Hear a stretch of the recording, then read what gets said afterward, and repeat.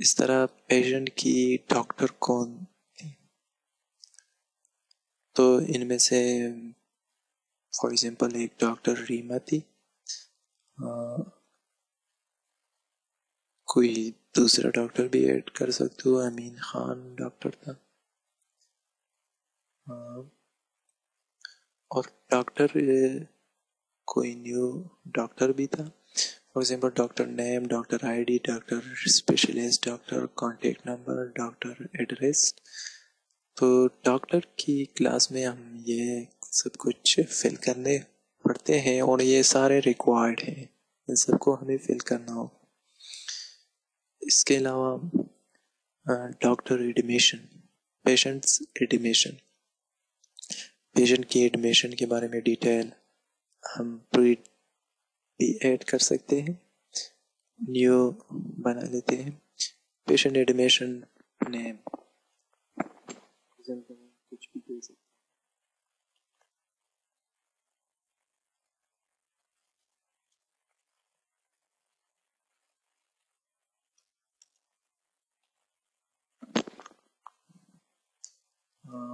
और patient position name के वो उसकी पोजीशन क्या थी, आया वार्ड में था, रूम में था, वीआईपी रूम में था या फिर वीवीआईपी रूम में था। तो जो ही मैं वार्ड सेलेक्ट करता हूँ तो ऑटोमेटिकली यहाँ accommodation charges per day appear होती है और इनविजिबल भी होती है। अगर मैं रूम सेलेक्ट करता हूँ तो ऑटोमेटिकली ये चार्जेस चेंज हो जाती है, और अगर मैं चेंज करता हूँ तो ऑटोमेटिकली चार्जेस बढ़ती है। जब मैं वार्ड सेलेक्ट करता हूँ तो ऑटोमेटिकली 500 पर डे चार्जेस आती है और साथ में इनविजिबल भी होती है। ये क्यों मैंने ऐसे किया, क्योंकि अगर आप देखें तो वार्ड की रेट तो फिक्स होती रहती है, लेकिन रूम की रेट फिक्स नहीं होती है। अगर रूम कम पड़ जाए तो फिर 1500 में जो मिलने वाली रूम होती है वो भी फिर बढ़ जाती है। तो इसलिए मैंने ये पॉसिबिलिटी छोड़ी ताकि फिर मैं रूम की चार्जेस चेंज कर सकूं। इस तरह एडमिट डेट एंड टाइम, एक नई चीज़ ये भी मिल रही है, देखने को मिल रही कि डेट के साथ साथ हम एक ही फीट में टाइम भी मेंशन कर सकते हैं। अच्छा, बेड नंबर क्या है और रूम नंबर क्या है, वार्ड नंबर क्या है। तो बेड नंबर फॉर एग्जांपल ये है और रूम नंबर कुछ ये है। वार्ड चूंकि मैं रूम में हूँ तो वार्ड की ज़रूरत ही नहीं है, तो यहाँ नील। एक चीज़ आपके लिए मैंने जोड़ी है, देखो जिस तरह मैंने ये ऑन चेन फंक्शन यूज़ किया है कि जैसे ही मैं सिलेक्शन में कुछ चीज़ चेंज करता हूँ तो यहाँ ऑटोमेटिकली चेंज हो जाए, ये ऑन चेन फंक्शन मैंने यूज़ की है।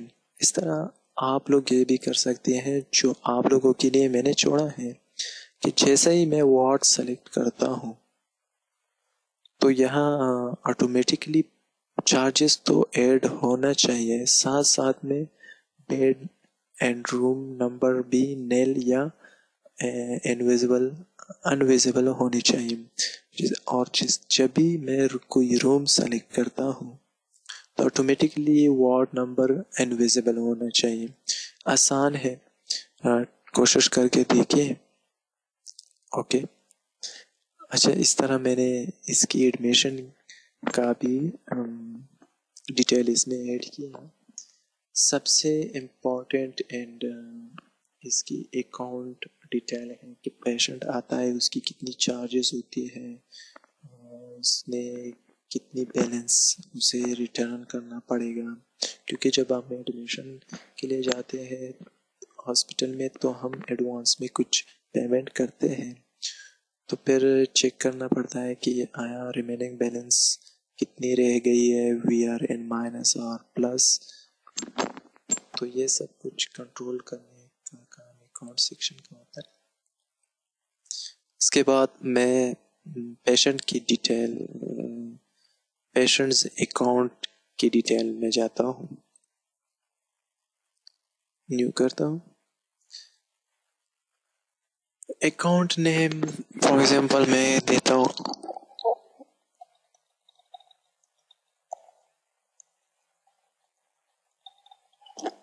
संगीन्स अकाउंट, और पेमेंट एंड स्टार्ट मीन्स जब जो ही एडमिशन हो जाती है तो हमें स्टार्ट में कुछ एडवांस पेमेंट करनी पड़ती है। तो वो एडवांस पेमेंट कितनी है, फॉर एग्जांपल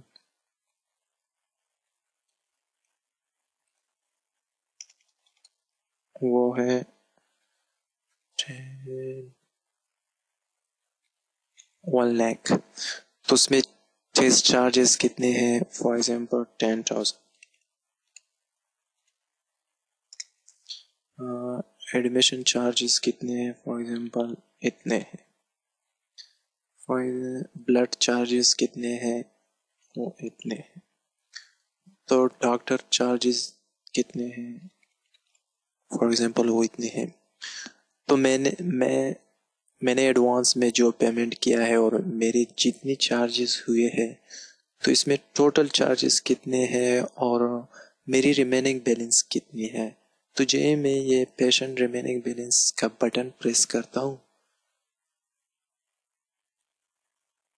तो ये मुझे टोटल चार्जेस और रिमेनिंग बैलेंस का बताता है।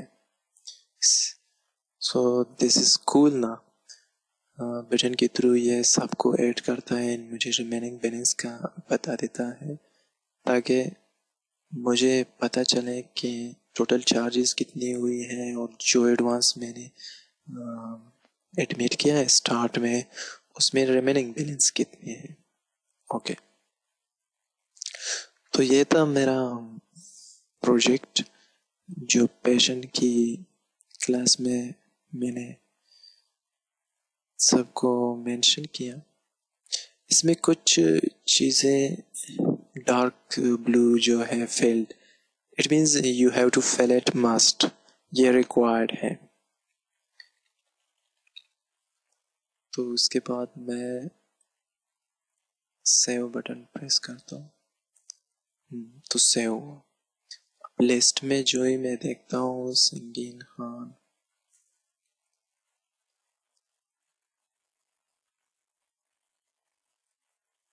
तो ये हमारे पास उसकी डिटेल है, कांटेक्ट नंबर का है, बर्थडे उसकी क्या है, हैदराबाद में है, पेशेंट टेस्ट है, और उसकी एडमिशन क्या है, पेशेंट टेस्ट की डिटेल क्या है, पेशेंट अकाउंट की डिटेल है।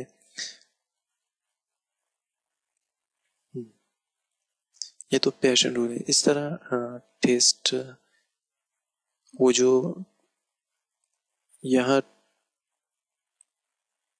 टेस्ट में टू टू आया है, इट मीन्स ये नंबर 2 जो भी है ये उस संगीन की डिटेल है, टेस्ट डिटेल है।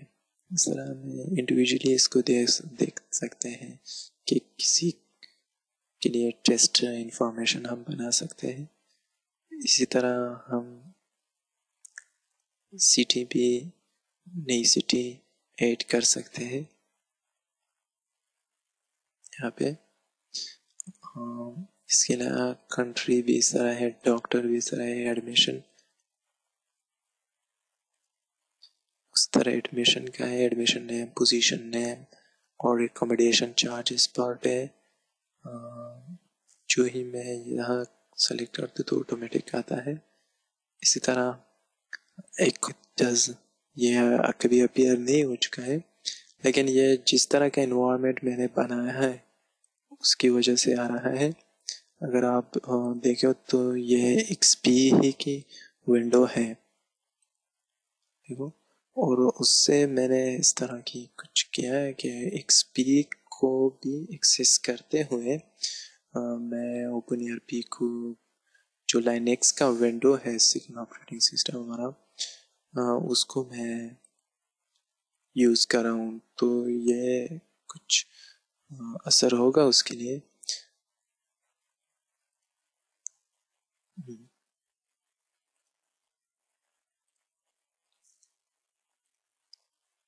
तो ये मैंने एक प्रोजेक्ट बनाया था जो हॉस्पिटल मैनेजमेंट सिस्टम था, जो तकरीबन एक हॉस्पिटल को तकरीबन कुछ हद तक कंट्रोल कर सकता है अगर छोटा मोटा हॉस्पिटल हो।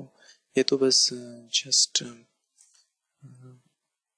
एग्जाम्पल सी होती है। एग्जैक्ट हॉस्पिटल मैनेजमेंट तो काफ़ी मुश्किल होती है, कहीं कहीं कम्प्लेक्स होती है, लेकिन अगर बनाना चाहो तो आप लोग बना सकते हो, जिसे ये मैंने थोड़ी मेहनत के बाद बनाई है। हाँ, आपको मेहनत ज़रूर करनी पड़ती है, लेकिन अगर आप चाहो तो कुछ भी हो सकता है। सो इसकी कोडिंग किस तरह से हुई है और इसकी व्यू डिज़ाइनिंग कैसी हुई है, ये सब मैं तभी आपको दिखा सकता हूँ जब आप इंटरेस्टिंग हो। तो ये मेरे साथ कोडिंग जिस तरह की इससे पहले भी मैंने एक मॉड्यूल आप लोगों को दिखाया था जो फुल कोडिंग के साथ था। आज तो मैंने जस्ट बस फंक्शनैलिटी दिखाई अपनी प्रोजेक्ट का, लेकिन मुझे लगा उसमें कोई लोग इंटरेस्ट ही नहीं थे, तो मैंने आज जस्ट इस मॉड्यूल की को फंक्शनैलिटी बताई। अगर कोई लोग जो इंटरेस्टिंग है कि इसकी कोडिंग कैसी हुई, इसकी डिज़ाइनिंग कैसी हुई, तो मैं ज़रूर फिर उन्हें भी इसकी कोडिंग का, इसकी होल होल प्रोसेस का और वो ज़रूर करूँगा। इसमें बहुत से वेव फंक्शंस भी यूज़ हुए हैं। अगर आप देखो इसमें लाइंस है और इसकी डिज़ाइन कैसी हुई है, बिल्कुल अच्छी तरह एक ही पेज में कैसी आई है। हालांकि इसमें 4 मैनी टू मैनी रिलेशनशिप भी है, लेकिन इसे मेंटेन रखने के लिए आपको बहुत सी मेहनत करनी पड़ती है, बहुत सी बातों का ख्याल रखना पड़ता है। तो if you interesting to comments, मैं कोशिश करूँगा आपकी इसकी कोडिंग का भी बताऊँगा। तो ये हॉस्पिटल मैनेजमेंट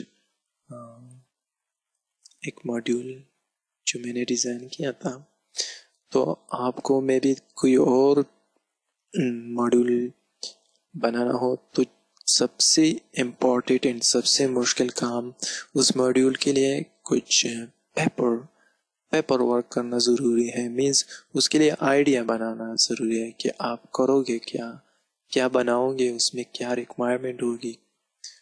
जब वो हो जाए उसके बाद कोडिंग करना, डिज़ाइन करना मुश्किल नहीं है। अगर आपको ओपन ईआरपी की